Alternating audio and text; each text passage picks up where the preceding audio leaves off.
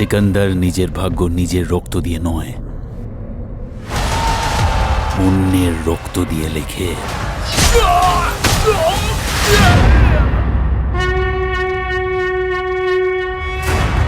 খ্রিস্টপূর্ব ৩৫০ শতাব্দীতে ভারতবর্ষ একটি সমৃদ্ধশালী দেশ ছিল, যাকে বলা হতো সোনার খনি।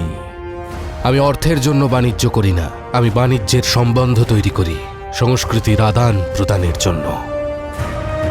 কিন্তু তার দিকে বিদেশিদের কুদৃষ্টি পড়ল। খুব তাড়াতাড়ি তোমার মাতৃভূমি আমাদের ফার্সিদের পদতলে থাকবে। শত্রু অভ্যন্তরীণ হোক বা বহিরাগত, পুরু রক্ষক হয়ে দাঁড়িয়ে থাকবে। আমাদের আত্মকলহ বিদেশিদের আমন্ত্রণ জানাবে, সেটাই হলো। পৃথিবী আমার ভয়ে কাঁপবে।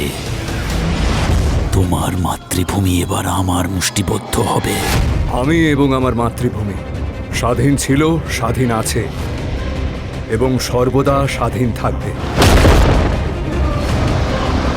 যে ক্ষত দিয়েছে তাকে আপনি মৃত্যু দিন। এই ছলনার উত্তর বাহুবলেই দেব।